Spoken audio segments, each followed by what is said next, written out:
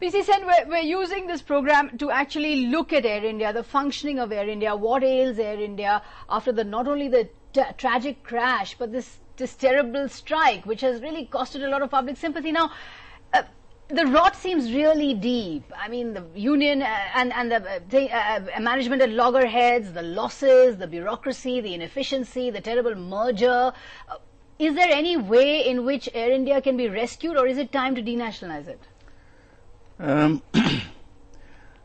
I'll answer this in 2-3 parts. The first point is that I disagree with this LM employees going on strike at this moment of time. I don't think it was justified. But then the strike is just a symptom of what has been happening in the last 6 months or 8 months. It's simmering. Now, you talk about strikes prior to 1994. Every year it's documented. The airlines used to go on strike, the CEOs were sacked, and you had a new CEO, and government had to intervene and so on. From 1994 to 1998, there has not been a single strike, not been a go-slow even. Why? And the simple reason for that is that the management and the board had decided that at every stage you take the employees into confidence. It's a partnership. Now you're asking for 40,000 employees to think of the airline or the name of the airline. At a time, for the last 6 months, they have not been taken into confidence in anything. You change the name from Indian Airlines to India, to Indian, you merge. So you deprive people of their identity. There is no identity, there is no conversation. You see, when British Airlines merged, Colin Marshall met each and every one of the employees, and the process took 5 years. No airline has merged. So you're saying there is no HRD with the employees. There is no dialogue. Morale and dialogue which actually was responsible for the recovery of 1998. Absolutely. 1994 to 1994 to 1998. Suhail Seth, respond to that. Is it fair to just target the employees when in fact there is no HRD, there is no reaching out, there is no dialogue? You know, I want to disagree with both of them in a slight way. Air India is too lucrative for people to give up in the government. All these bureaucrats, their political masters, they all benefit in some way or the other. You can get air stewardesses appointed, you can skim off, you can do various things, freebies, all that kind of nonsense has been going on ever since we politicized the airline. When Praful Patel talks about actually being the civil aviation minister, not the minister for Air India, he may be saying the right thing. But does the ministry ever unshackle itself from Air India? It doesn't. So here's the reality. Air India is a nice flogging horse, is a nice whipping boy, and is a nice provider of the cream when it comes to the bureaucracy and the government. All these guys have vested interests. What have we done in the process? We have destroyed brand Air India. No passenger flies Air India out of choice. Very few do. If you do a brand survey today, very few fly out of choice. A lot of people fly out of compulsion because the connectivity that Air India offers, or Indian Airlines or whatever you might call it, is far superior to the ones that are offered by the private airlines.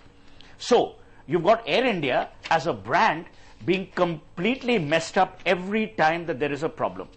Then you make things worse by having the worst managers managing Air India. And with all due respect to Jitendra Bhargav, who is a professional, let me be honest. An Indian Administrative Service officer who starts his career in a district headquarters and then works his way up to the ministry in whatever form, shape it may be, has no business to run an airline. No airline in the world is run by civil servants today. It may have been run in the past. Willie Walsh is an ex-pilot running British Airways. PC Sen's limited point is valid. You cannot talk to employees when you choose to. You must talk to employees at all times. Today you have destroyed the made in Air India pride. You have destroyed the pride that passengers used to have flying Air India. It was a time when J.R.D. Tata, the Bobby Kukas of the world, built a world-class airline. Absolutely. I mean, you even forced very wealthy industrialists to choose their future wives from Air India. It's very Today tragic. You don't do that. Very Today, tragic. Air India is seen as a slur rather than as the majestic airline that it once was. So, do we want to bring it back to those levels of majesty? I think the time is right. But then we will have to do the following. Get rid of the bureaucrat from Air India and have professionals run the airline. Get the government out of that business. If the airline needs to support itself, it must find ways and means of supporting itself. It cannot get hand-me-downs from the government and then at the same time you expect the government not to interfere. The Air India management for far too long has been used to being funded by the government when they mess up. That also has to stop. Finally, sack a few people for what happened yesterday and day before. Sack them. Make demonstrable examples of these irresponsible trade unions.